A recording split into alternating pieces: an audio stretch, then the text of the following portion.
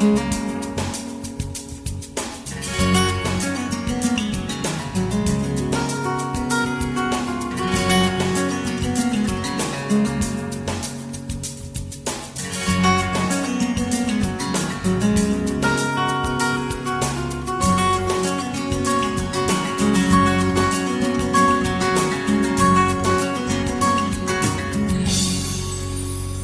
morning. His Excellency, the Governor, Mr. John Duncan, OBE, Premier and Minister of Finance, Dr. the Honorable D. Orlando Smith, OBE, Speaker of the House of Assembly, the Honorable Ingrid Moses Catliff, the Honorable Attorney General, Mr. Baba Aziz, Deputy Governor General, Mrs. V. Inez Archibald, CBE, Leader of the Opposition, the Honorable Ralph T. O'Neill, OBE.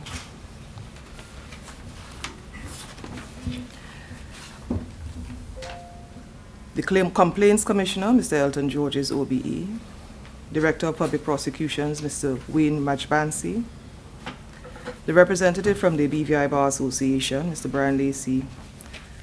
Learned members of the Inner and Outer Bar, Superintendent of Prisons, Mr. David Foote. Other heads of government departments, distinguished guests, good morning. Today's proceedings are somewhat bittersweet. We are here officially to say farewell and express our appreciation for the sterling service rendered by Justice Edward Bannister. And as well, we welcome Justice Barry Leon, our resident commercial judge, to the territory. We have a very packed agenda, as you see. I trust that we will all keep the speeches to the agreed time frames. In light of that, I'm going to welcome the first speaker on the program to address the court, Honorable Baba Aziz. My lords and ladies, we are gathered here today at this special sitting of the Eastern Caribbean Supreme Court, the Commercial Division, to bid farewell to His Lordship, the Honorable Mr. Justice Edward A. Bannister, QC, and to welcome his successor, His Lordship, the Honorable Mr. Justice Barry Leon, as the new Commercial Court Judge. My lords, Mr. Justice Bannister, QC, has been a Commercial Court Judge of the Eastern Caribbean Court since 2009, when the court was first established. He was called to the English Bar in 1974 and took silk in 1991.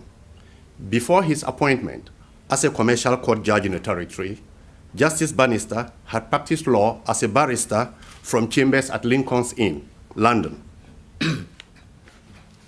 I had the pleasure of first meeting Honorable Justice Bannister in the Attorney General's chambers when he first arrived in 2009 and paid a courtesy call on then Attorney General, Ms.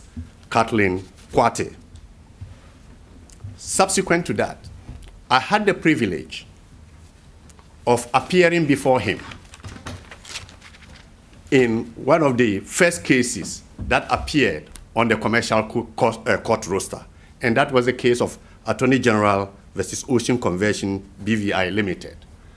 I'll backtrack to say that when the court was opened in 2009, the Honorable Chief Justice had this to say about the court. He said, this division is intended to specialize in and bring a new and dynamic dimension to cross-border litigation. The aim of this division of the court is to facilitate the speedy and efficient resolution of commercial court cases in our system in a manner that permits the court to maintain a competitive international profile. Indeed, the case of Attorney General against Ocean Convention Limited was handled by Honorable Justice Bannister with commendable dispatch. The proceedings, the interlocutory decisions, as well as the final judgment of the court was fair to the parties. The judgment struck a fair balance between express provisions in a commercial contract against the conduct of the parties, which was antithetical to the express provisions of the contract. Fairness, efficiency, and juridic judgments have become standard for the commercial court. On my own behalf and on behalf of the government and peoples of the Virgin Islands, I wish the Honorable Justice Bannister farewell. He's been a trailblazer, and I seek God's blessing that he should have a healthy and long life. Now, to his successor, Honorable Mr. Justice Barron Leon, on my own behalf and on behalf of the government and the peoples of the Virgin Islands, I seize this opportunity to welcome Justice Barron Leon. His biography is a long and distinguished career as an advocate, both in administration and as a barrister. He was called to the bar in 1974 and has had experience as counsel for more than 30 years, acting in many complex and significant cases in the commercial area in particular. With that distinguished career, I have no doubt that Justice Leon would continue from where Justice Bannister has left off. We wish you a happy welcome and also wish that you would take time off the heavy schedule of the commercial court to enjoy the beauty of the Virgin Islands. Once more, you are welcome to the shores of the Virgin Islands. Thank you. Today's special sitting is a most fitting one as we bid farewell to Justice Edward Bannister, the first judge of the Commercial Court of the Eastern Caribbean Supreme Court, and also to welcome his successor, Justice Leon. It has been over 5 years since the Commercial Court was established here in the BVI. Justice Bannister not only became our first specialist commercial court judge, but carried the responsibility for establishing the court and ensuring it rested and continues to rest on a firm and secure foundation. Justice Bannister, you have certainly achieved as much during your 5+ years here with us. The necessity for a commercial court serving primarily the BVI was one which had been proposed and discussed for many years. It was the subject of a committee of the BVI Bar Association headed by Dr. Joseph Archibald QC, in which certain specific recommendations were made, right down to proposing a salary structure. It took some years for these proposals to come to fruition and to see the acquisition of the property necessary to build the court facilities and the funding from the BVI government to make it a reality. The dedication of this particular building in which we now have this special sitting, which housed the commercial court, took place on the 30th of October 2009. However, the true essence of any court is not the building in which it is housed or its facilities, although that is of some significance to the delivery of justice. It rests with the enabling legislation by which the court is established jurisdictionally and by the rules by which matters are governed before the court. Ultimately, of critical importance to the reputation of the court is the caliber of its decisions and the degree of promptitude with which matters are heard and decisions and judgments rendered. The commercial court in BVI took on an even wider significance, particularly as it relates to the international reputation of the BVI as an offshore jurisdiction and as a major player in financial services industry, the main pillar of our economy. In many quarters, the commercial court was seen as an important and essential cog in the wheel for the continued sustainability of the BVI as a preeminent financial services jurisdiction. The first sitting commercial court judge, therefore, had the responsibility to ensure that not only the court was well and properly set up, to a level approaching that of some of the other well-known commercial courts within the Commonwealth, but also and most importantly, ensuring that the decisions of the court were of the highest caliber and well respected internationally for their jurisprudential value. As we reflect on the last 5 years or so, it is fair to say that Justice Bannister has not only been equal to these tasks, but has exceeded them on all fronts. My Lord, your tour of duty as our first commercial court judge has gone down in the annals of the Eastern Caribbean Supreme Court and in the history of these beautiful Virgin Islands. You brought to your position a wealth of experience as a practitioner in commercial and insolvency law and before the highest courts of England. This wealth of experience and knowledge has been applied and reflected in the way in which you conducted the matters and the way in which you ran your court, and in the high quality of your decision making, which has contributed significantly to the development of the jurisprudence in commercial matters. In discharging your functions, you have displayed an even-handed approach, one which is always rooted in being well prepared. Many of the commercial and insolvency law practitioners in BVI and of the commercial bar in England have appeared before you. During your stint, you have dealt with matters of high monetary value and of major importance, particularly outside the BVI, and involving at times persons of international notoriety.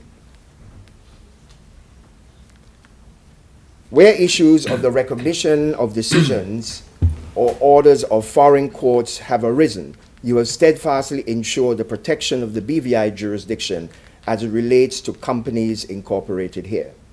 It is fair to say that the commercial court has been a great asset to the BVI, and its decisions are well respected for their jurisprudential value and for the promptness with which they were delivered.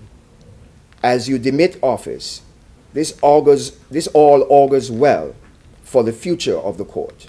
We thank you, Justice Bannister, for your sterling service, which has been appreciated not just by the government of the BVI, just by the practitioners in the BVI, but I dare to say by the ordinary man in the BVI.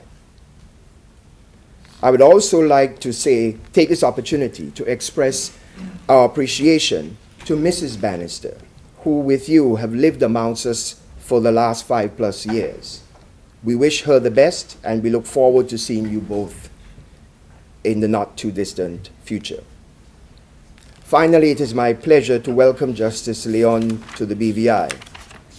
Justice Leon comes to us with a wealth of experience in Canada as a litigator and arbitrator.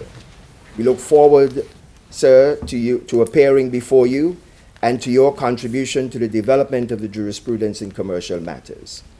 I trust that your stay here will be a pleasant and engaging one. These are difficult times worldwide, and especially for the financial services industry.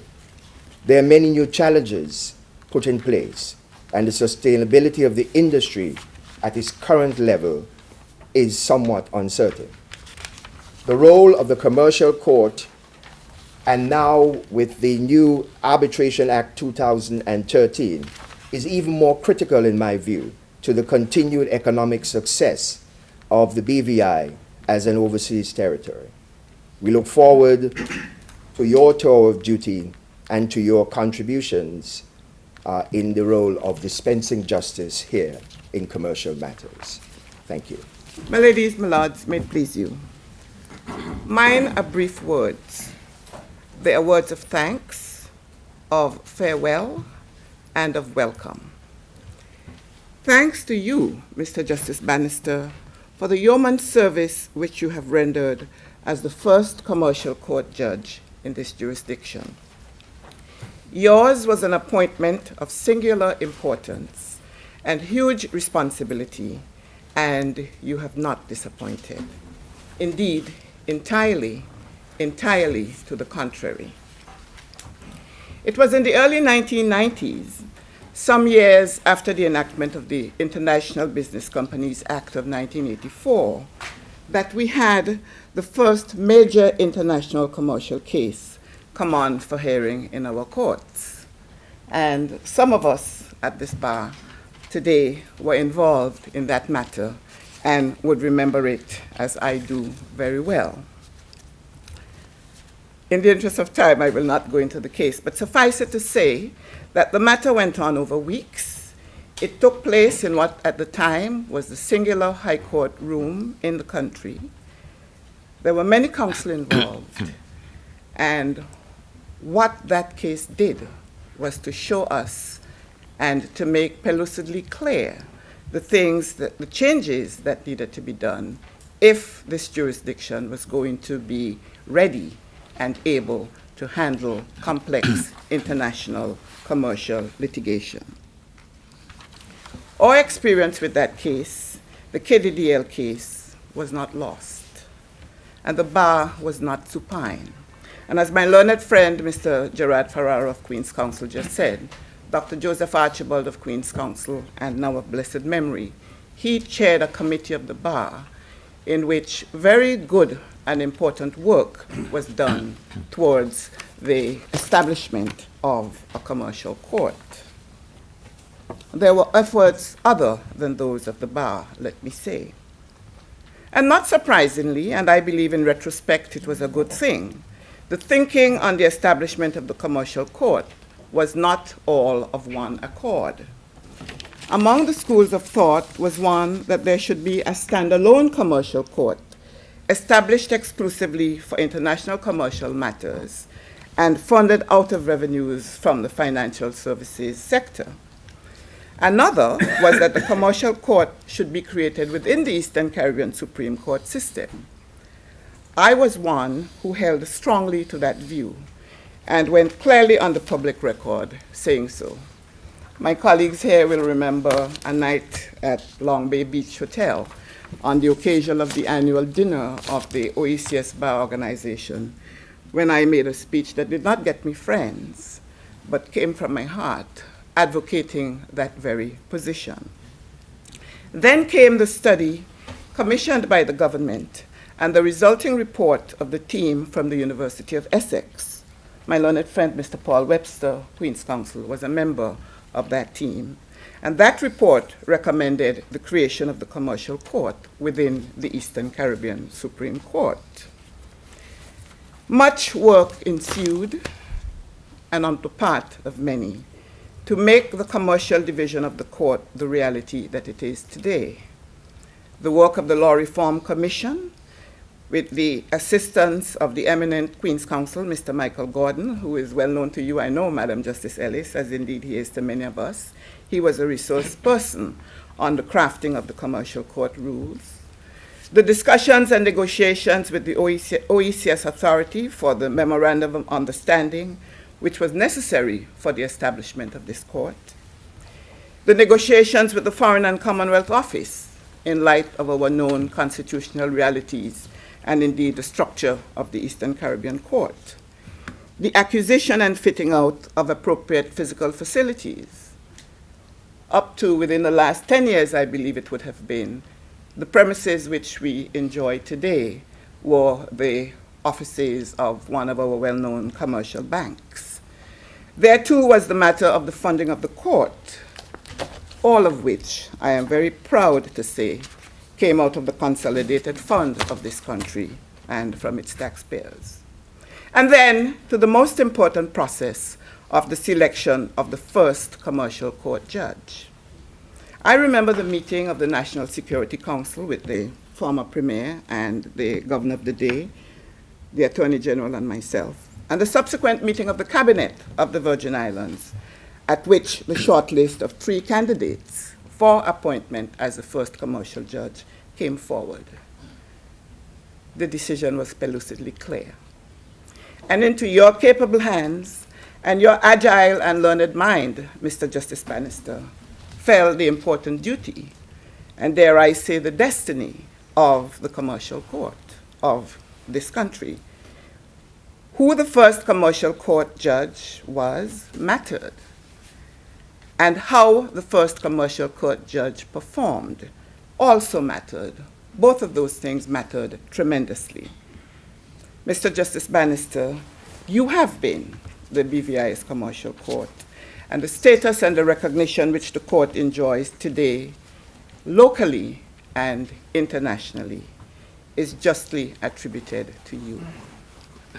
It is important too, and I was very pleased that our learned and distinguished Attorney General referred at the outset to the case of the Attorney General against ocean conversion, because one of the very important things, in my view, of having the commercial court established within the Eastern Caribbean Supreme Court was the importance of domestic commercial matters being able to be heard and adjudicated in that court.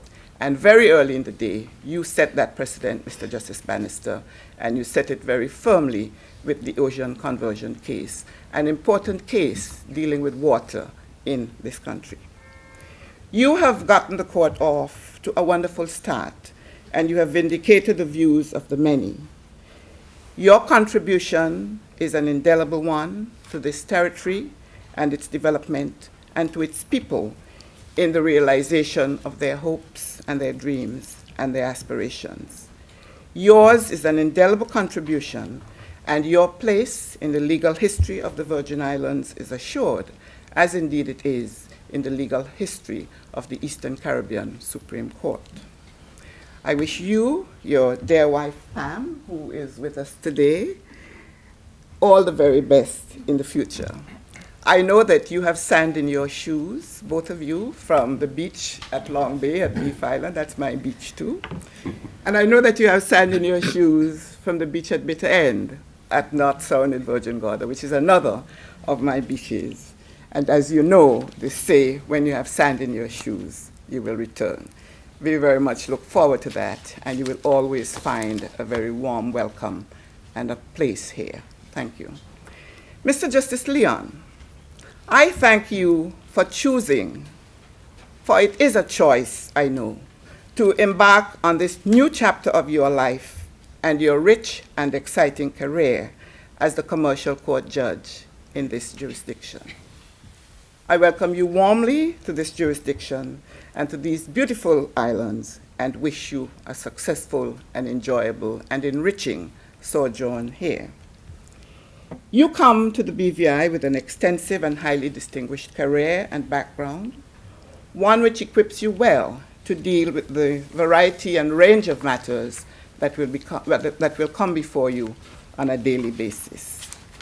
A background which will continue to enhance, we know, and we are very confident, the international reputation of this court and this jurisdiction.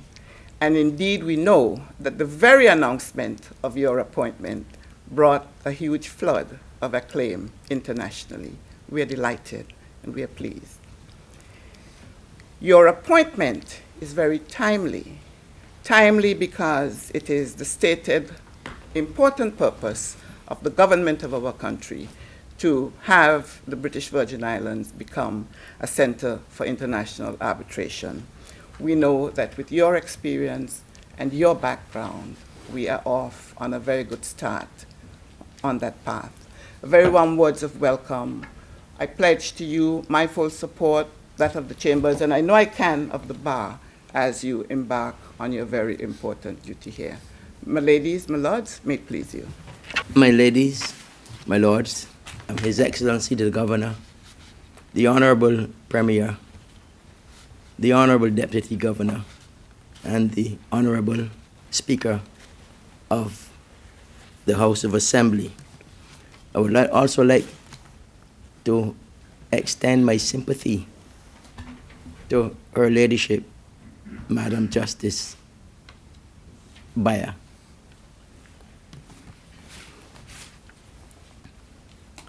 Now, for those of us who are familiar with the classics, we are not bothered about the 13th of March, whether it falls on a Friday or not.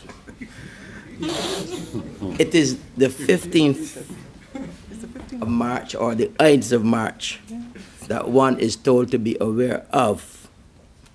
But even so, the judges and lawyers, that is all trivia, and we do our work regardless of such dates.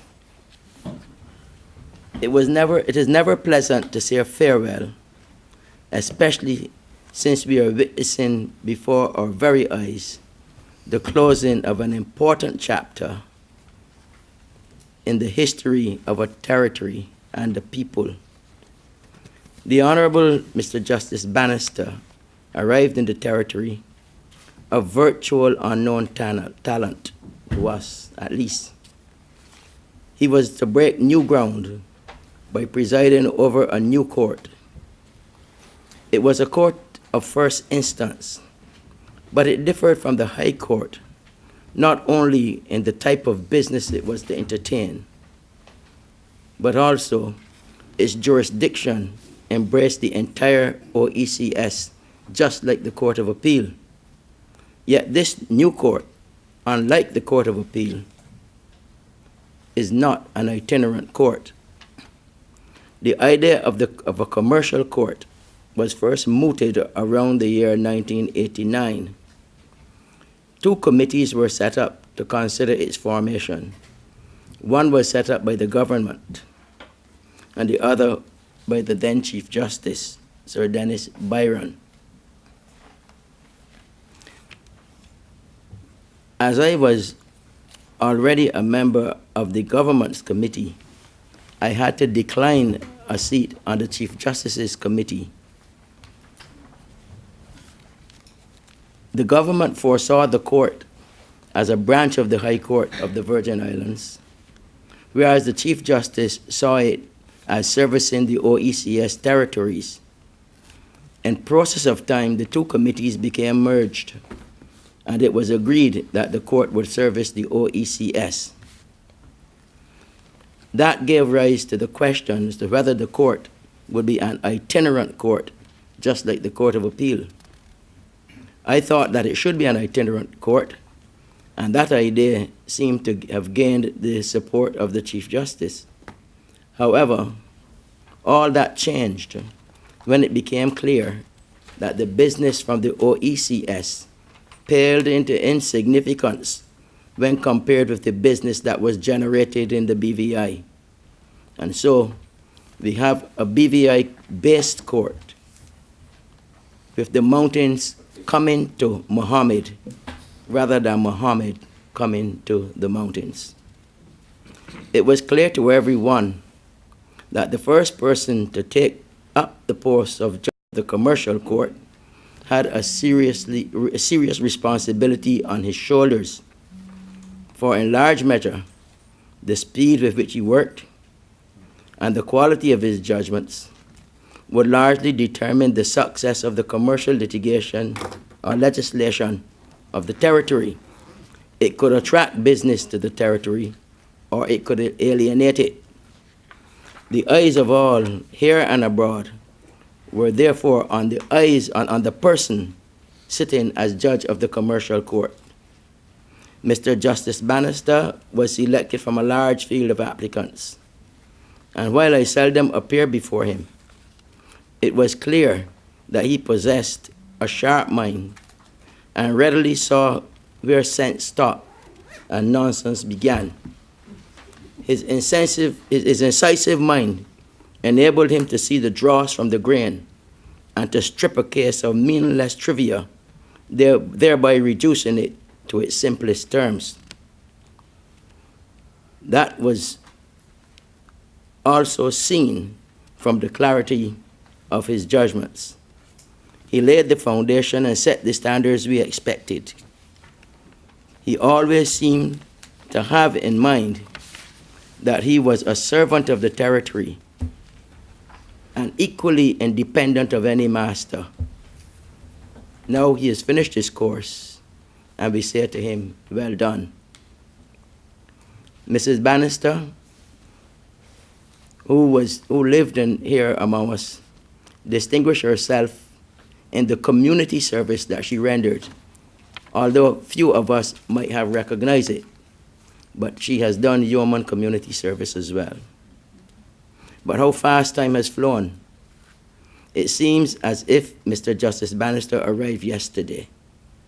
Yet, it is the way that he might have wished it. Let people wish for more of you than say, we have had enough of you.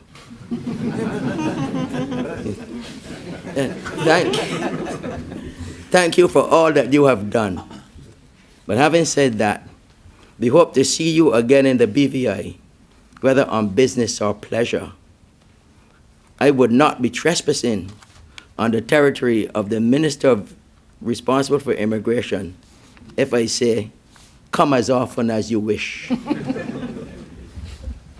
But as the hymn writer said, the sun that bids us rest is creating another dawn. Therefore, as we say au revoir to Mr. Justice Bannister, we say bienvenue to Mr. Justice Leon. Mr. Justice Leon, being a Canadian, I'm sure must be bilingual. I was very shocked to hear. Sir, He's not. Sir, I understand that Canada is the second largest country in the world. But I don't think that I'm wrong if I say that you have come from a large country to a small world. You will soon find that out. You will find the bar here courteous, helpful, and well prepared. The territory will grow on you as it has grown on others who have come here. And I would say that the BVI, in my opinion, and anyway, is the most beautiful archipelago anywhere in the world. And it is not easy for a Barbadian to say that. May your time in the BVI be all that you could wish for. My ladies, my lords, thank you. My ladies, my lords, distinguished guests, Mrs. Edward Bannister, I am pleased today to be able to speak on this happy sad occasion and to say thank you to Mr. Justice Edward Bannister. Justice Bannister, there are many ways that we can say thank you to you.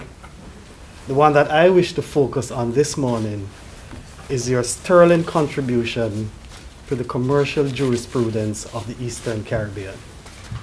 Many years ago, when we had to research a commercial matter, you would start in the All England reports and the other English reports.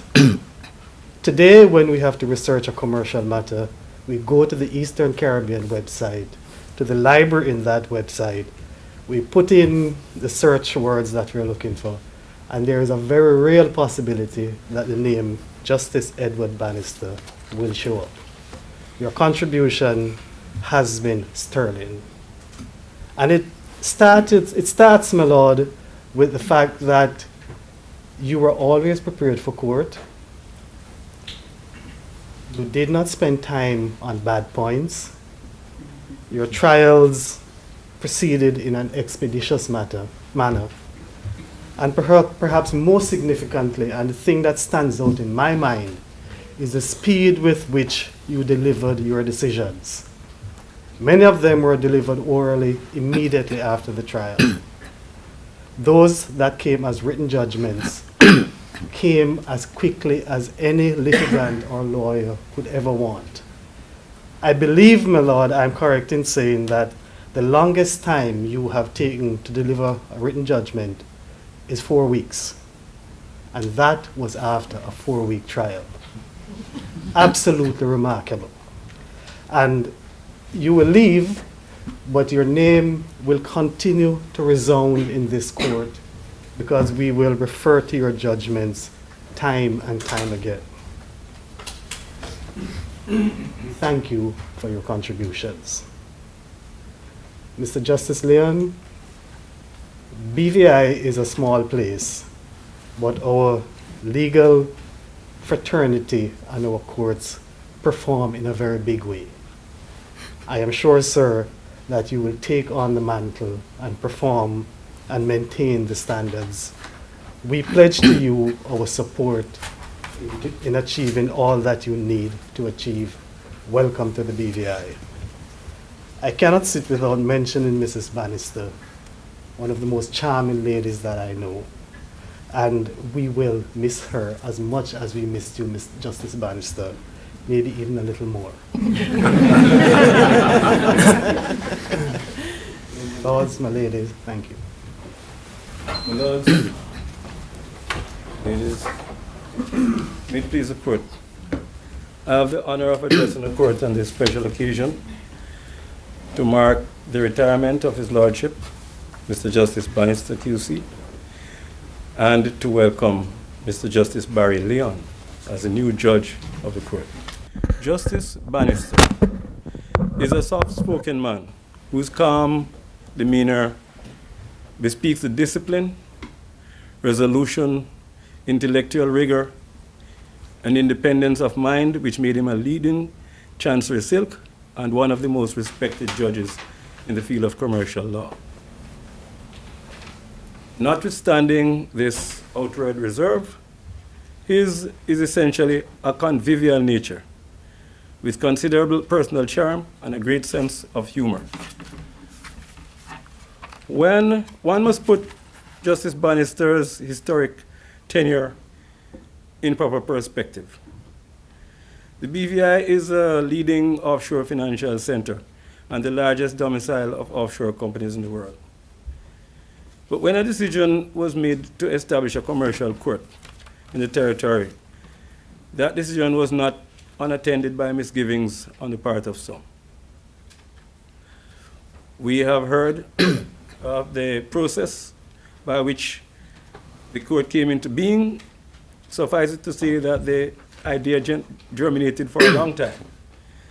Its implementation was finally realized in May of 2009 when the commercial division of the court opened at Prospect Reef in a temporary location. A single judge presided over that court, and on his shoulders rested the reputation of the court and the realization of the vision that the commercial division of the court would bring a new and dynamic dimension to the profile of the territory as a commercial center, facilitating the speedy and efficient resolution of commercial litigation here. My lords, ladies, over the 70 months since the establishment of the court, the hopes of its creators have been fully realized. To a robust regulatory and legal regime has been added a highly efficient and dedicated commercial court, which is highly respected throughout the world of international commerce. Indeed, the BVI Commercial Court has become a jurisdiction of choice for some having little connection to the territory. Credit for this achievement is due in large part to the historic incumbency of Justice Bannister, the first and only judge of the Commercial Court. It has been said that when judges retire, they preside over a special valedictory sitting hearing during which barristers address the court and remind those present of judgments that the judge would rather have forgotten. Not so today. In any case, there is not enough time to expand on the judicial legacy of Justice Bannister. I will simply say that Justice Bannister has handed down a number of decisions which have greatly contributed to the development of commercial law, not only in the territory, but in the region and in the wider commercial world. Justice Bannister, the time has come to say farewell. Not just farewell, but thank you. Thank you for the integral and outstanding part that you have played in the establishment and enhancement of the court, of which you have been the first judge. On behalf of the legal practitioners who have appeared before you, I sincerely thank you for the courtesy and respect that you have always shown to us. You are well deserving of the respect which we have shown to you in return. We extend our sincere thanks to your wife, Pamela, for the strength and support that she has provided to enable you to make the contributions that you have made. Before I move on, I'm reminded as I look at the weather that early in your tenure, as a result of a storm, the territory was inundated with water. Road Town was flooded. Businesses, schools, and government departments temporarily closed, but not the commercial court. The court opened at 9 a.m. A literal interpretation of the maxim, let justice be done, although the heavens fall. We wish you, sir, a long, happy, and fulfilling life beyond the bench. Justice Leon, well, to paraphrase Shakespeare, here was a judge, whence cometh another. Well, Justice Leon, we welcome you as the new judge of the commercial division of the court. Your reputation as a litigator, arbitrator, and mediator precedes you. We hope to put those skills to good use in the development of the territory. My colleagues and I wish you a satisfying and distinguished service during your tenure.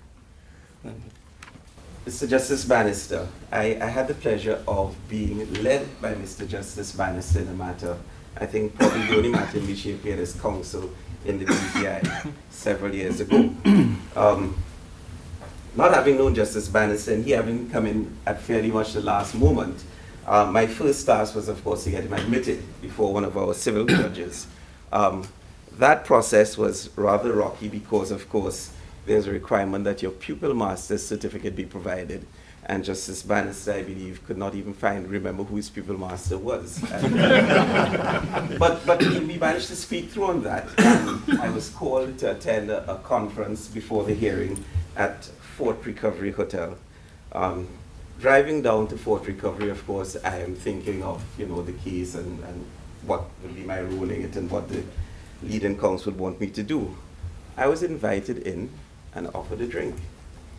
The leading counsel then told me that he had already done the chronology and prepared the cross-examination, so we could just sort of chat and get to know each other. And part of that getting to know each other was a small lecture on the beneficial effects of a small libation at sunset. And I wish I had taken his advice because it probably would have stood me in good stead in future time, in future days. Justice Bannister, if I recall, assumed office on the 1st of April, 2009. We all know what that day means, and he has spent the last 6 years trying to eradicate the stain of that. From the speeches before me, we realized that that was done pretty successfully. When I attended this special sitting to welcome Justice Bannister in April of 2009, I was fortunate enough not to have to speak. I was able to sit in the back with one of my comrades, who's now Justice Lorna Shelley Williams, I believe it was, and I doodled on the invitation, and I ended up putting a wig, mustache, beard on Justice Bannister's face, and under it I wrote, Edward the Just. And I think from all the speeches that we've heard today, that was prescient on my part. But Edward the Just, if I may be so bold, my lord, as to refer to you as that, appearing before you has always been a pleasure, mainly because Mr. Justice Bannister has the ability to make the most serious court matter fun. You have to look at Justice Bannister's expressions. Is the twitch on the right side of the face or the left? One side means, forget it, I'm not with you at all.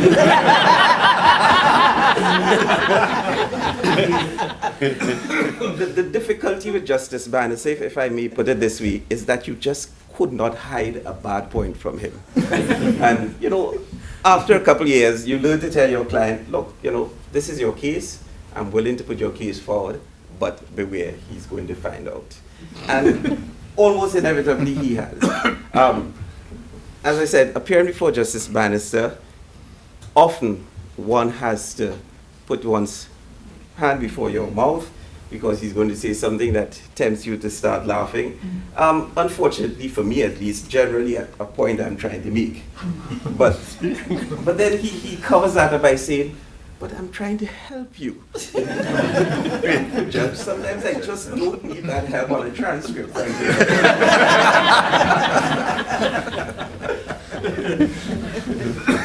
But one of the things that I can say of Justice Bannister at the end of the day, however, is that we at least were able to rub off some of the Caribbean on him.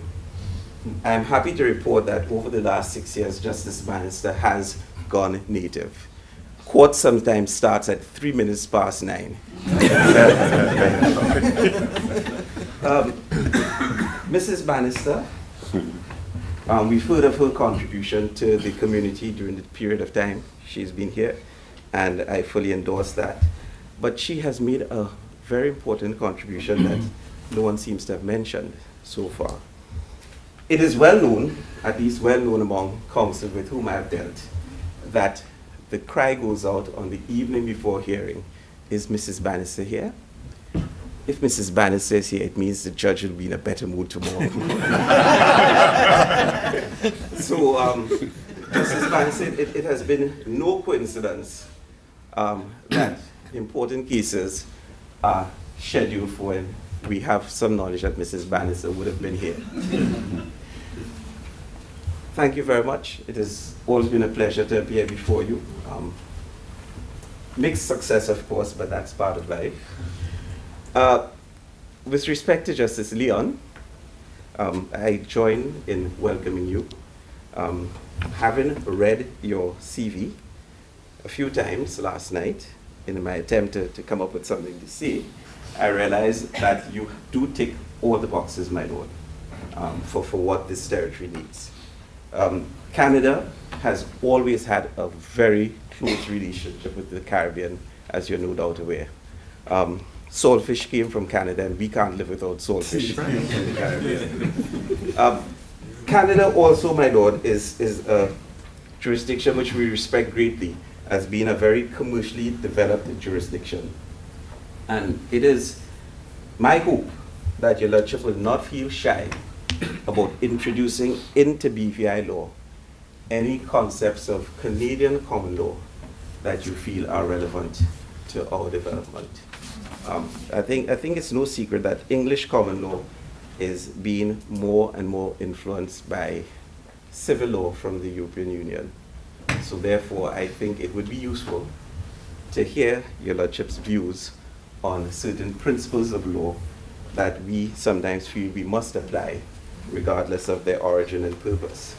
And after all, my lord, there's a court of appeal. They need work to do. So don't be shy. Thank you very much, my lord. Welcome. May it please you, my ladies, may it please you, my lords. Coming as I do at the very end of such a long line of eloquent and distinguished speakers from my colleagues at the inner bar, I can hardly say that the best wine has been saved for last in this section of the program. Having heard the very fitting and eloquent tributes to Justice Bannister, and the expression so warmly made of welcome to Justice Leon, which have all been so aptly expressed by my learned colleagues, I find myself in a position where it seems to me that there is very little that I have left to say, and I'm tempted simply to say ditto and take my seat. However, I do not believe I could get off so lightly with that course. But I can do no better, really, than to endorse all of those sentiments which have been expressed, and to do so wholeheartedly. I would simply add, my lords, it was, I believe, the Roman poet Horace who said, "Begin, be bold, and venture to be wise."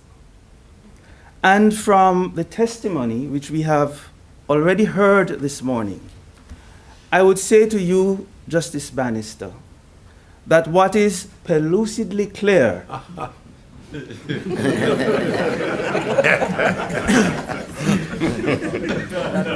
that's a private joke. That your Lordship has hearkened to Horace's call.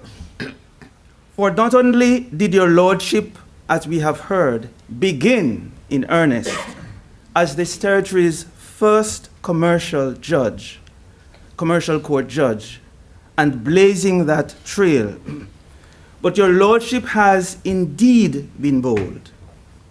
And I venture to say, depending on which side of your many decisions we happen to have been on, we would also have had good reason to say your lordship has indeed ventured to be wise.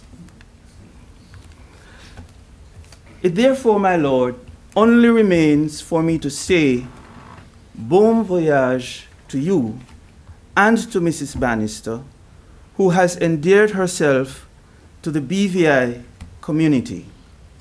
And I take this opportunity to wish you both long life, good health, and all that is best as you depart these shores and embark upon your new adventure, whatever that adventure may be. And to Justice Leon, to whom you are now passing this baton, I would take this opportunity, even as we say goodbye to Justice Bannister, to warmly welcome you to these shores. As, in Horace's words, you two begin.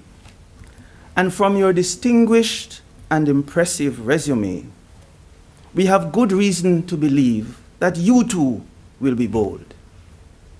And depending on which side of your judgments we happen to find ourselves on in future, I have no doubt that we will also be in a position ultimately to say, you too have ventured to be wise.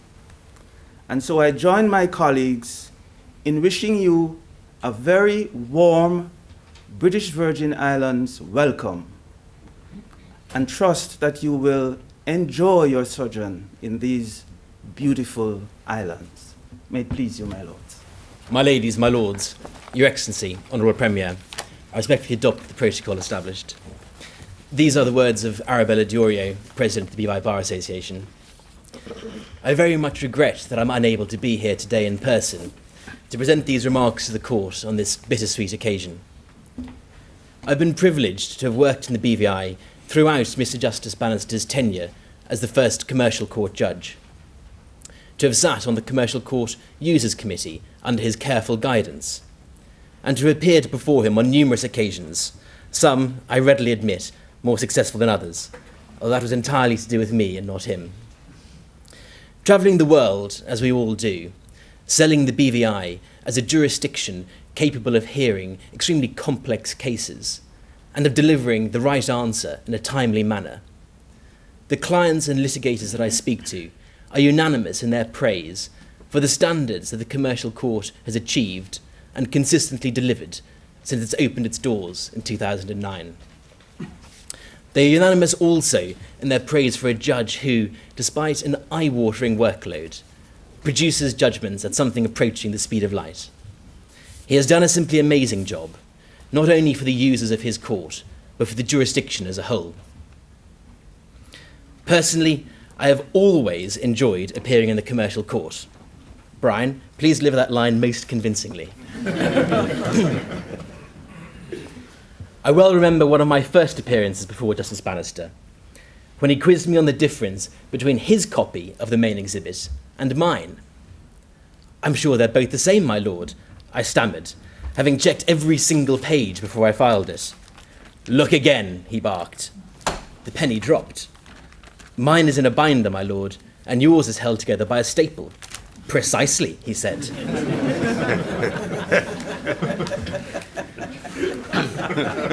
"And the staple is coming out and digging into my thumb." I looked up to find him grinning at me. It was Christmas, and he was pulling my leg. A man with a drier sense of humour would be hard to find, and it is always delightful when one gets a flash of it. Speaking of delightful, that word could have been specially created for Mrs. B. It is said that behind every great man is a good woman, which is rubbish. Alongside every great man is a good companion, and Mrs. B has been right there beside him every step of the way, through good times and very challenging ones. We will miss her every bit as much as we miss him. So we come to a changing of the guard, and with the departure of one great man comes the arrival of another.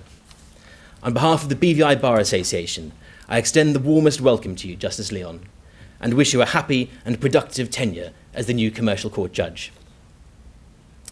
There is one benefit of my not being with you in person today, and that is that I'm simply incapable of saying goodbye to anyone without shedding a tear. The screen is blurring as I type this in my hotel room in France, but I'm safe in the knowledge that Brian will suffer from no such weakness, and that his voice will be as steady now as it was 2 minutes ago. So, in that steady voice, I say goodbye, thank you, and God bless to Mr. Justice Bannister and Mrs. Bannister, and a heartfelt welcome to Justice Leon. Thank you. My ladies, my lords, distinguished guests.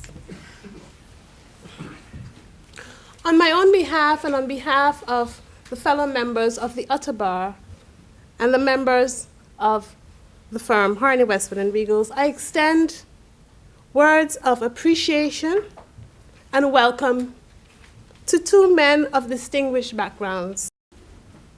To our outgoing Eastern Caribbean Supreme Court Judge of the Commercial Division, the Honorable Edward Bannister, QC. And to the incoming Commercial Division Judge, the Honorable Leon Barry.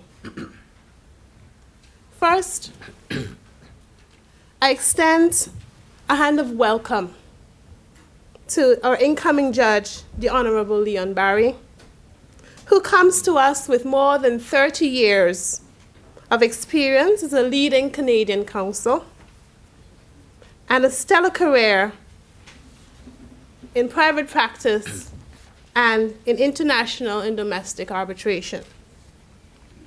The diversity in backgrounds of our two honorees is a testament to the truly international nature of the jurisprudence of this territory. We are assured that the territories, and indeed the region's first commercial court division, which received a clean bill of health from its 2013-2014 review, will continue that record of excellence set by your predecessor. It is said that the reward for good work is more work. So we can only expect more groundbreaking developments in the region's commercial law and an expansion of the efficiency and strength of our court system. As we speak of the court's record of excellence, we must recognize the judge who presided and steered its course over the last 6 years.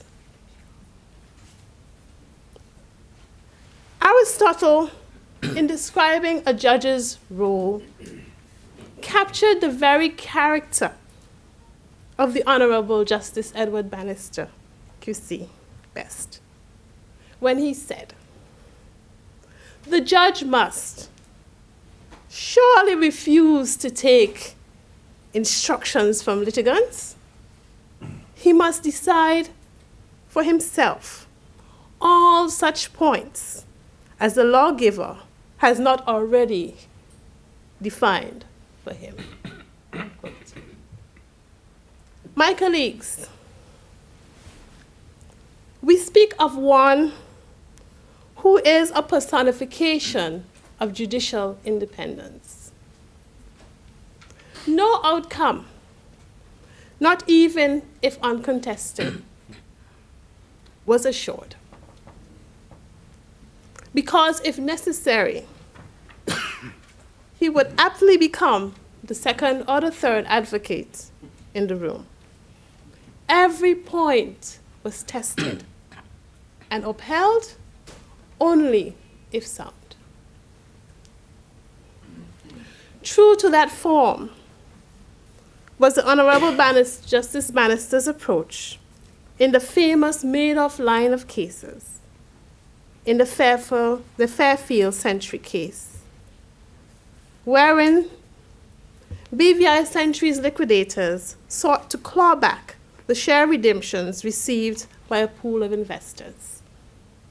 As one commentator put it, I quote, "Given that Madoff was the biggest fraud in Wall Street history, the easiest thing would have been to roll over and follow the lead of many U.S. courts in allowing the clawbacks to take place." However, to his credit, the BVI Commercial Court did not. It applied BVI legal principles and followed them. Bannister agreed that the clawback claims should be struck out, unquote. That ruling, my ladies, my lords, was upheld by the Court of Appeal, and it was partially upheld as against the liquidators and partially allowed for the investors by the Privy Council. Whether we agree or we disagree with that ruling or not, we must all join the commentator in concluding that, I quote, "Whatever the ultimate outcome, the Fairfield Century case underscores the strength of law in the British Virgin Islands and the fact that all industry participants can have confidence in the BVI legal system. As Plato said, justice in the life and conduct of a state is possible only as first it resides in the hearts and souls of its citizens," unquote. In essence, there must be confidence in our legal system. As said, Justice Bannister was not adverse to going against the tide. In the Black Swan Investment ISA versus Harvest View Limited case, Honorable Justice Bannister distinguished the Siskina ruling from cases where the defendant was personally subject to the BVI court and found that a freestanding injunction could be available against parties subject to the BVI jurisdiction for the preservation of assets within this territory in aid of foreign monetary judgments. This case was applied in the Cayman Islands and was upheld on appeal in the Yukos CIS Investment Limited versus Yukos Hydrocarbons. Again, as a forerunner in commercial jurisprudence, Justice Bannister also changed the tide in the Zanotti case in staying an unfair prejudice claim in favor of a contractual arbitration clause. He upheld the Fulham Football Club first instance ruling and took the bold step of rejecting the Volcom Exeter City position as wrongly decided, and he did so even before the English Court of Appeal ultimately reached the same conclusion when Fulham was later appealed on the very same point. In short, sheer brilliance. In closing, Honorable Justice Barry, we welcome you. Honorable Justice Bannister, I join my colleagues in saying thank you. Thank you for your courteous resolve. Thank you for always leading and refusing to be led. Thank you for thinking independently and for taking the points that justice demands. My ladies, my lords, may it please you. Thank you, Mrs. Swan.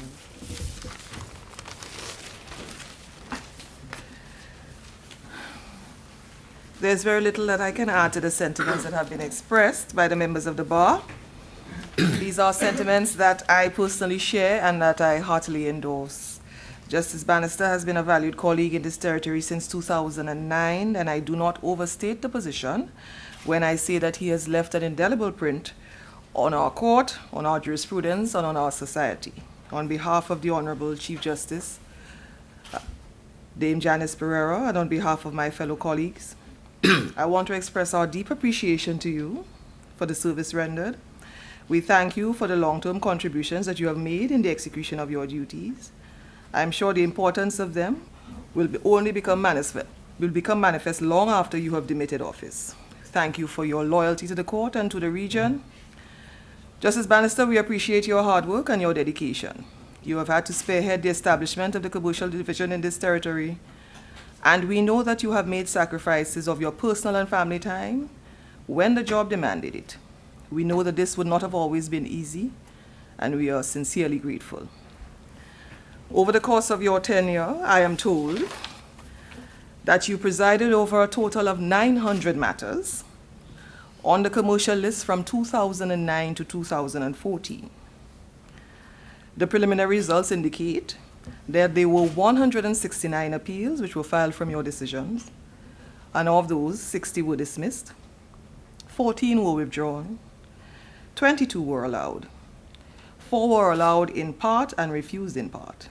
10 are still pending, and from what I understand, the status on 59 of them is still unclear.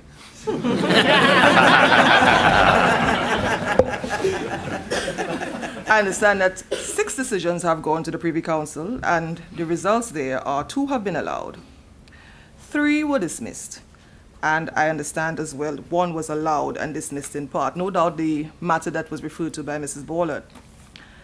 I also want to take the opportunity to publicly say a special thank you to Mrs. Bannister. We may never know the true extent of the sacrifice, but it is clear to all of us who have met you that Justice Bannister could not have made that sterling contribution without you by his side. Your quiet and sincere presence and your resilient support have not gone unnoticed, Mrs. Bannister, and we are truly grateful. Justice Bannister, I pray that God will continue to bless you and your family during this next phase of your life. I pray that his presence will be with you as you choose your new paths and explore new horizons. I pray that he will keep you and Mrs. Bannister vigorous in body, in mind, soul, and spirit. Now, while we say farewell to one exceptional jurist, we would also wish to extend a warm welcome to Justice Leon. I have no doubt that he will be a valuable addition to the cadre of distinguished jurists who have served in this territory. He has all of the qualities and the experience which will ensure his success in this post. It is clear that he has distinguished himself as a practitioner for more than 30 years in Canada and beyond, and he has acted on many complex and significant cases involved in many different industries. His experience includes financial services, natural resources, energy, technology, intellectual property, manufacturing, construction projects, and consumer products. You have also served as an arbitrator and a mediator in Canadian and international cases. And I am aware that in that regard, you have set a very high standard, and I have no doubt that that will persist on the bench. Justice Leon, you will no doubt find the work challenging. Fortunately, in the BVI, we have a very competent, cooperative, and supportive bar. And when combined with the capable and hardworking court and registry staff, this should make your burden, if not a little lighter, certainly more rewarding and enjoyable. On behalf of my fellow colleagues, who unfortunately could not be here today, I wish to express our deep appreciation to you for your willingness to serve on the bench, and I pray that God will continue to strengthen and bless you in the next phase of your career. I'm now going to invite Justice Bannister to say a few words in response. Your Excellency, Honourable Premier, Honourable Speaker, Deputy Governor, Honourable Ralph T. O'Neill, and other people who have been kind enough to come here on this Friday morning. I cannot possibly respond adequately or at all to the very generous things that have been said by various people this morning. but I would like to say how very touched I have been by these remarks. I'm, except in excess of bad temper, I don't like really to indulge in emotional displays. I hope I'll be excused.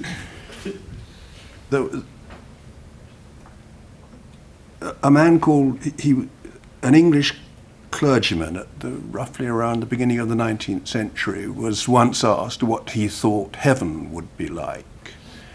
And he said, eating foie gras to the sound of trumpets. Well, being paid to do a fascinating and engrossing job in what must be one of the most beautiful corners of the world, surrounded by warm people, each of whom seemed to have a character larger than the life than the one you met previously, has felt like heaven. Possibly eating Johnny cakes to the sound of trumpets. It has been the most extraordinary experience. I think it's probably a very good thing that it's now coming to an end, because there can be too much of a good thing. So that while we're sad to leave, we're possibly not sorry to go. Throughout our stay here, we have had the most extraordinary support from a large number of people, and I just want to mention some of them. We're on our third governor now, and all three have been immensely supportive and encouraging. Ditto the present Premier, Honourable Dr. Orlando Smith, and his immediate predecessor in that office, Honourable Ralph T. O'Neill.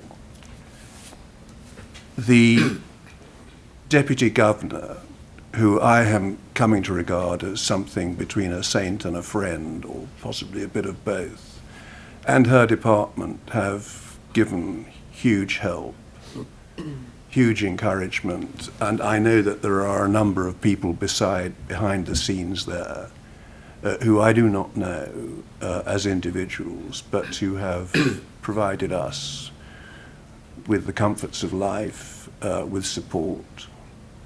He's not here today, but I'd like to mention Mr. David Archer, a suave enforcer, capable of unblocking an administrative logjam in a matter of seconds rather than minutes, and who has done so to great effect in the past when I've appealed to him for help.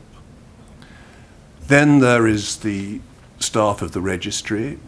We were seen in here 6 years ago by Miss Paula Rajari with Miss Michelle McLean, Mr. Vincent Wheatley, who was very active in settling us in. I don't suppose we were as appreciative as we ought to have been, but we are. This has gone on subsequently through other people who've helped and acted. So far as the registry is concerned, the present registrar, Miss Smith-Penn, Tower of Strength, Noni Georges, Tower of just about everything, Sarah Benjamin, all of whom work, at least on the surface, uncomplainingly, to provide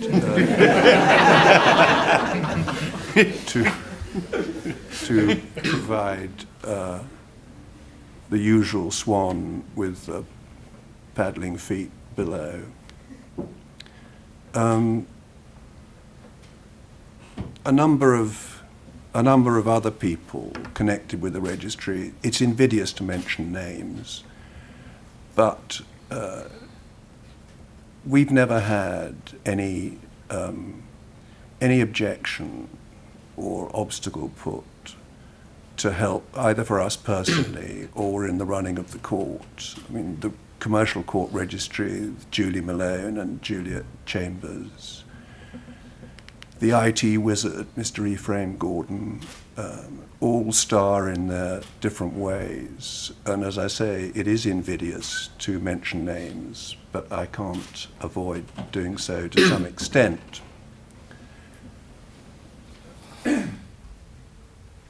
I also ought not to leave out the personal protection we've had from police officers who've driven us about, looked after us, and I, no doubt, protected us from angry oligarchs in the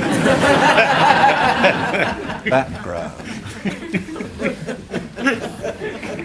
I also ought to mention the court reporters, each of whom appears to manage to look as though they've turned down a lucrative modelling job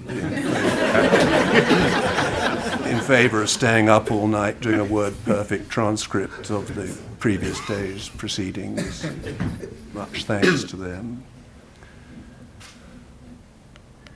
I think finally, I ought to say a word about Pam. When I say I ought to, that is not grudging. I came across, about 45 years ago, I came across a reference which some kind person had written for me. And I read it with increasing smugness as praise was ladled out over page after page, until I came to the following sentence, which said, I think I can remember it.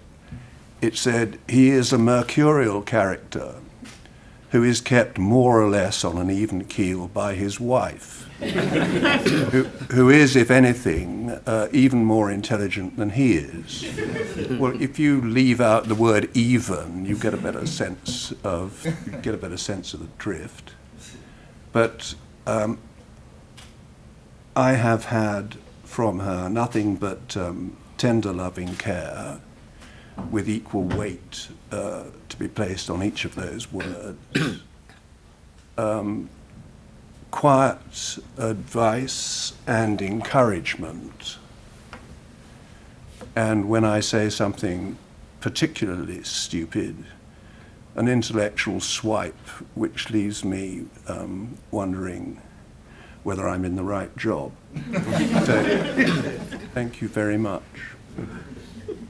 Apart from that, I don't think there's anything else I would like to say, except how very much we will miss this place while we're not here, how very much we hope to be able to make return visits as often as things allow, and finally, at least as far as this audience goes today, to wish you all the very, very best for the years to come. And thank you very much. Yes. Before I turn to Justice Leon, just wants to recognize the presence of Deputy Premier and Minister of Natural Resources, Dr. the Honorable Kedrick Pickering. Justice Leon?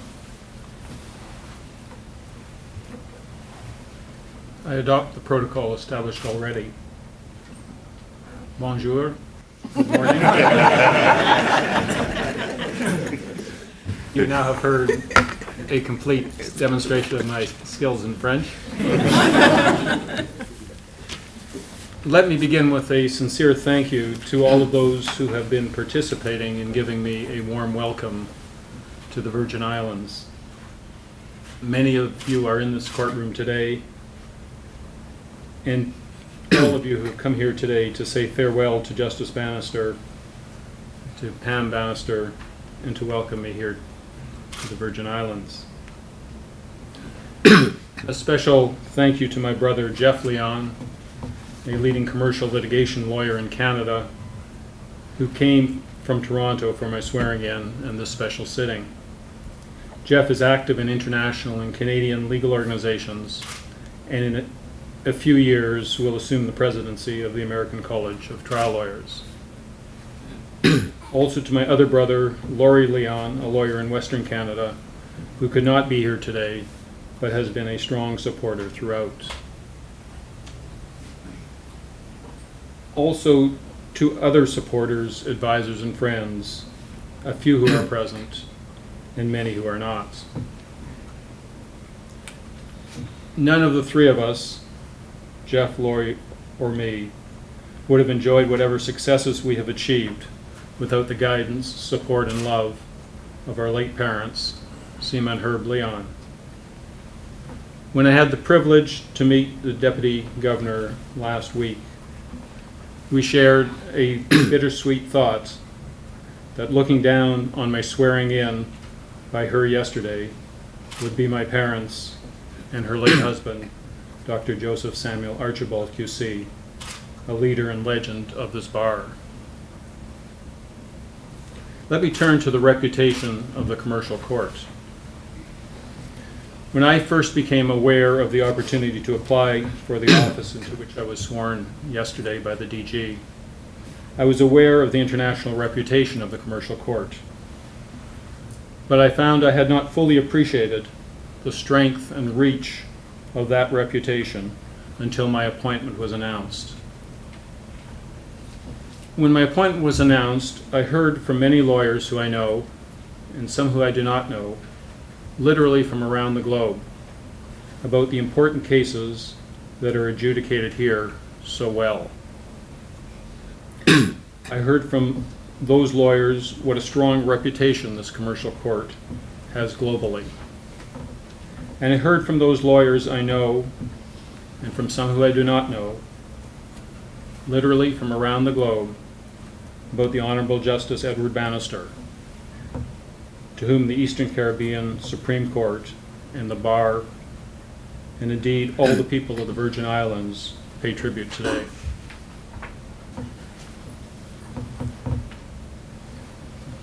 Justice Bannister, as we've heard, and as most of you know as well or better than I, has done a masterful job of building the commercial court and establishing its global reputation over the past 6 years.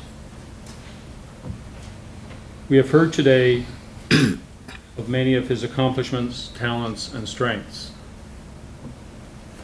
I have heard about the accomplishments of and the respect and admiration for Justice Bannister, not only from members of the bar and the judiciary here, but from government and business leaders, and from people I've met on the streets, and in restaurants and in shops. This is truly incredible. In few, if any, other jurisdictions in the world do the courts and judges have that kind of recognition and respect. I should add that in the past 10 days or so since I arrived and met Edward and Pam Bannister, I have come to appreciate the important, and I had thought less recognized, although I know today well recognized, contribution of Mrs. Bannister. And it is terrific to see that a tribute has been paid to her today as well. The Bannisters were an important part of welcoming me to the Virgin Islands, and I feel like I've known them much longer than the 10 days it has been. I can't count the number of times in the past 10 days that I have been told about the high bar, and the big shoes, that I will have to fill. Again, this morning, I have heard what a tremendous standard Justice Bannister has set for this court. Also, in the past 10 days, I've come to appreciate some of what Justice Bannister said about the strong and dedicated staff of the commercial court that it is so fortunate to have. Mrs. Erica Penn Smith, Ms. Nomi Georges, and all of those who work tirelessly to make the court run efficiently, professionally, and effectively. I want to thank the speakers today for, first of all, elaborating on the history of the establishment of the court, some of which I had heard and some of which I had not.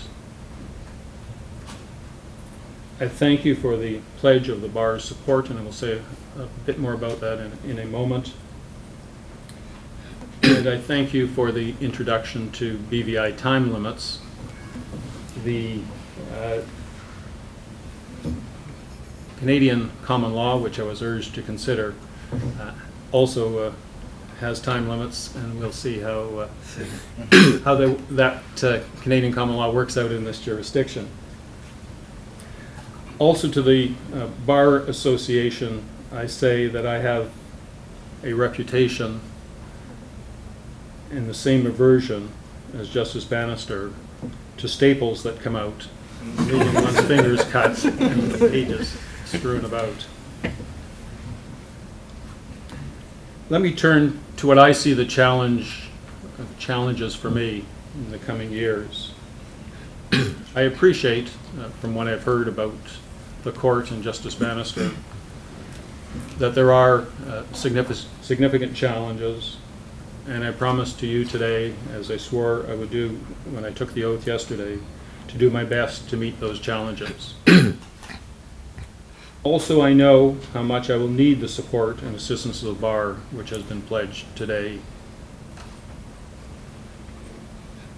I want to ask you for that support and assistance, please. I will need it.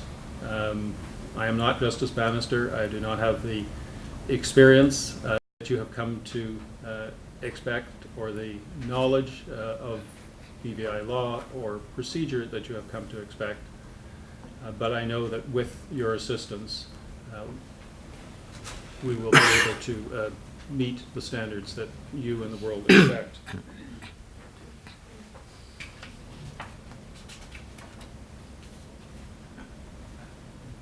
I have heard many times, especially from government leaders here, how important the commercial court is to support the financial services industry and in turn the economy of the Virgin Islands.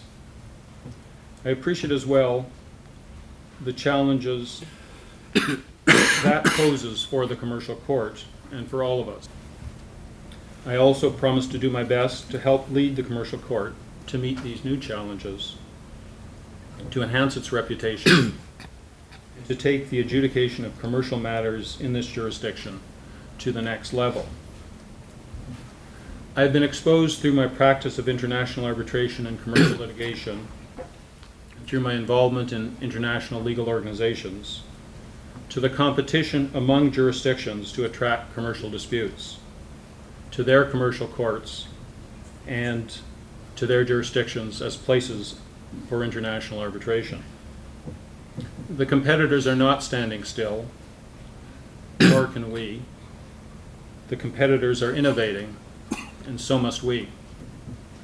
If we just stand still, we will fall behind. We must move ahead together to make changes when and where changes are needed.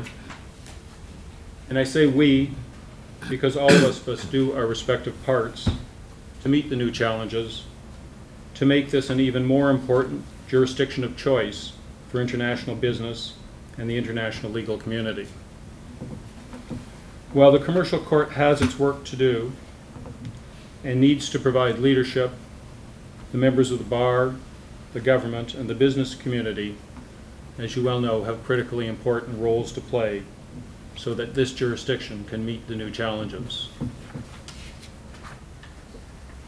And also so that this jurisdiction can take advantage of new opportunities. I look forward to working with all of you and to being a part of this wonderful community.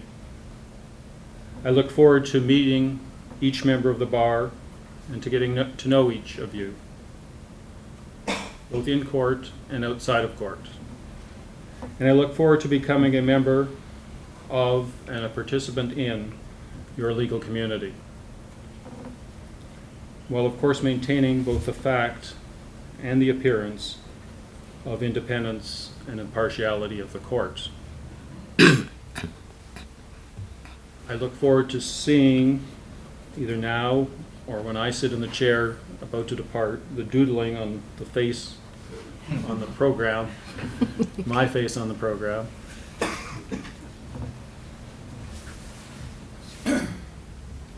I thank the Eastern Caribbean Supreme Court for this wonderful opportunity in this terrific jurisdiction.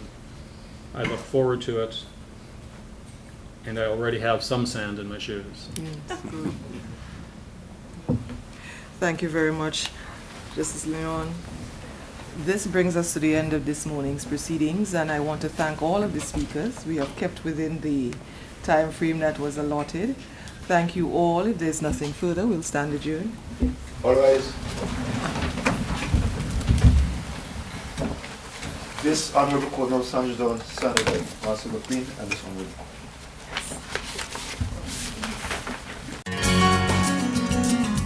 honorable.